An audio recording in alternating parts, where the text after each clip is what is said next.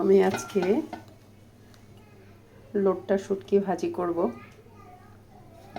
তো এখানে অনেকগুলো শুটকি, আর আমি সব সময় ফ্রিজে শুটকি অনেক বেশি করে কিনে এভাবে কেটে রেখে দিই রান্নার সুবিধার জন্য। বারবার দুই একটা নিব, কাটবো, আর এগুলির মধ্যে যে দাঁতটা থাকে ওই দাঁতটার জন্য অনেক সময় হাতে লেগে হাত অনেক কেটে যায়, একদম ব্লেডের মতো লেগে কেটে যায়, মনে হয় যে একদম ধারালো কিছু দিয়ে কেটেছে। তো এখানে আমি শুটকিগুলো নিয়েছি। তো এগুলোর সাথে আমি একটু শীতল দেব, এই লোটটা শুটকিটার সাথে আমি কিছু শীতল দিব। তো চলুন পুরো রেসিপিটা আপনাদের সাথে শেয়ার করি। তো আমি প্রথমে শুটকিগুলো একটু টেলে নেব, না টাললেও চলে, কিন্তু একটু টেলে নিলে অনেক সুন্দর একটা স্যান্ট আসে। যে কোনো শুটকি একটু টেলে নিলে অনেক সুন্দর একটা স্যান্ট পাওয়া যায়, কাঁচা কাঁচা যে গন্ধটা ওইটা আর থাকে না।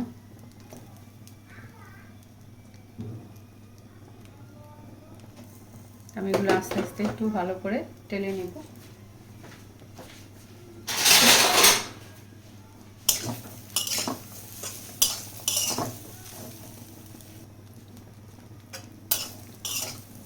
তো এখন আমি এখানে কিছু শুকনো মরিচ নিয়েছি, এগুলো ডাঁটাটা ফেলে আমি ব্লেন্ড করে নেব। কেউ পাটায় পিষেও নিতে পারে, যার যেভাবে ভালো লাগে। আমি ব্লেন্ড করে নেব। শীতলটাকে আমি এভাবে পানিতে ভিজিয়ে রেখেছি। শুকনো মরিচটা ধুয়ে আমি একটু পানি দিয়ে এখানে চুলায় বসিয়ে দিয়েছি। 2-3 বার ফুটে আসলেই ঠান্ডা করে আমি ব্লেন্ডারের ঝাড়ি নিয়ে এটাকে ব্লেন্ড করে নিব। কারণ হচ্ছে যখন কাঁচা মরিচটা ব্লেন্ড করি তখন এটা খুব এভাবে ফাইন হয় না।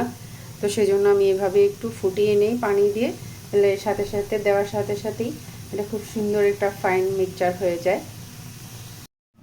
শীতলগুলো আমি এভাবে বারবার পানি চেঞ্জ করে করে ধুয়ে নিব। এই যে এরকম করে ধুয়ে নিব, একদম ক্লিন করে নিব। শুটকিটা খুব সুন্দর করে আমি ভেজে নিয়েছি চুলার আঁচটা কমিয়ে। এখন আমি এটাকে পানি দিয়ে ক্লিন করে নেব, কিছুক্ষণ ভিজিয়ে রাখবো। তাই শুটকিটা আমি ভাজি করার জন্য একটু তেল তেল একটা কড়াইয়ে নেব, যেন নিচে লেগে না যায়। আর একটু ছড়ানো কড়াইয়ে নেব, যেন আমার ভাজতে খুব সুবিধা হয়।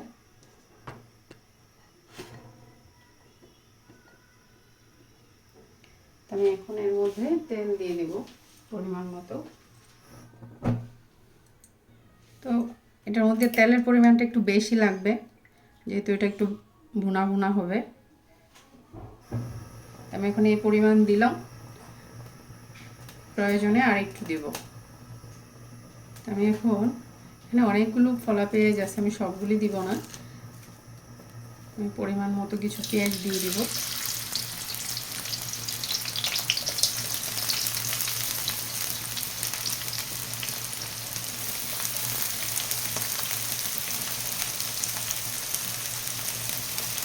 আমি এই শুটকি ভুনাটাতে কোনো রকমের আলু, বেগুন বা কোনো রকম সবজি এগুলি কিছুই ইউজ করব না।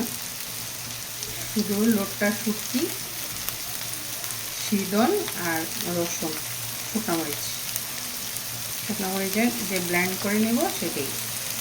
এক্সট্রা কোনো শুকনো মরিচের ফাঁকি ইউজ করব না। সেখানে যথেষ্ট পরিমাণে আমি পেঁয়াজ দিয়েছি। তো আমি এখন পেঁয়াজটাকে খুব ভালো করে ভেজে নেব, পুরো ফ্রাই করব না। একসাথে এখানে আমি রসুনটাও দিয়ে দিব, যেহেতু রসুনটা আমি ফ্রোজেন ইউজ করবো, সেজন্য এখন আমি রসুনটা দিয়ে দেব।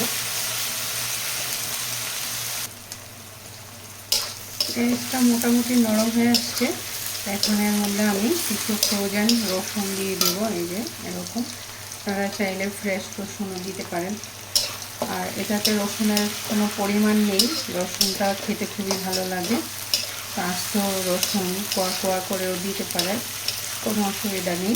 এখানে আমি বাটা রসুন ইউজ করব না, পুরোই আমি এরকম কুচি করা রসুন, আমি ফ্রোজেন যে রসুনটা সেটা ইউজ করেছি। আমি পেঁয়াজটা ভাজা পর্যন্ত ওয়েট করব। মরিচটা খুব ভালোভাবে সিদ্ধ হয়ে গেছে। এখন এটাকে আমি ব্লেন্ড করে নেব। আমি এখন শীতলটা দিয়ে দিলাম। শীতলটা দিয়ে আমি এখন একটু ভেজে নিচ্ছি, কারণ শীতলটা তেলের মধ্যেই দিতে হয়। বেশ সুন্দর একটা স্যান্ড বের হয়েছে। শীতলটা তেলের মধ্যেই দিতে হয় কারণ হচ্ছে শীতলটা তেলের মধ্যে দিলে সুন্দর একটা স্যান্ড পাওয়া যায়। তো শীতলটার ভালো একটা স্যান্ড আসা পর্যন্ত আমি এটাকে ভাজবো।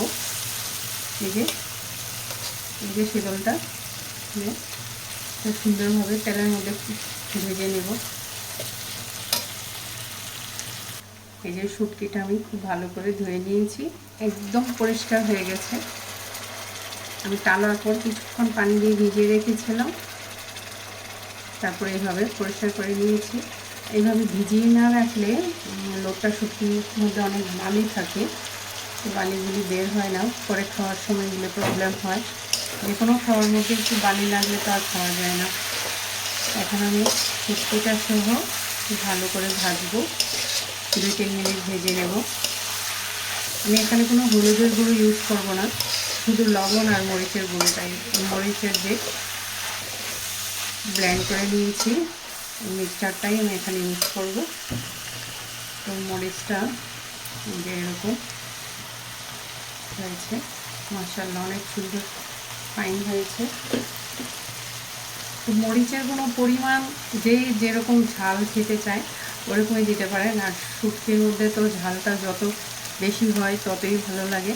আর এই শুটকির একটা গোপন টেস্ট হলো, এটা যত বেশি জাল হবে ততই এটা টেস্ট বেড়ে যায়।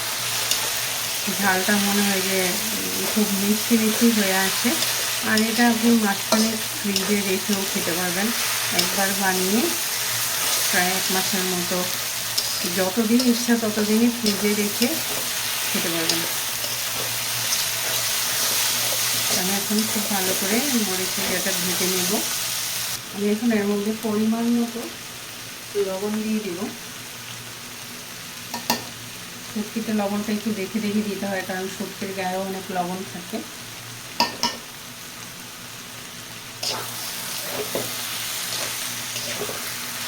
লবণ প্লাস এখন আরও একটু তেল লাগবে, কারণ হচ্ছে শুটকিটা শীতলটা দেওয়ার পর সরি আমার একটু প্রবলেম হচ্ছে। তো শুটকিটা শীতলটা দেওয়ার পর প্যানের মধ্যে অনেকটা লেগে আসতেছে, তো সেজন্য আমি এখানে আর একটু তেল দিয়ে দিব।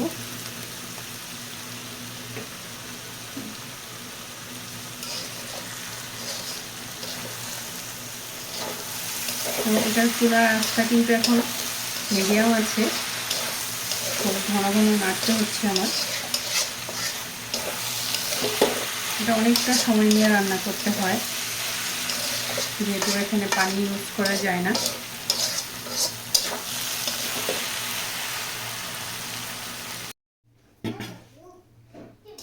মাশাআল্লাহ শুটকি ভাজিটা একদম অনেক সুন্দর হয়েছে।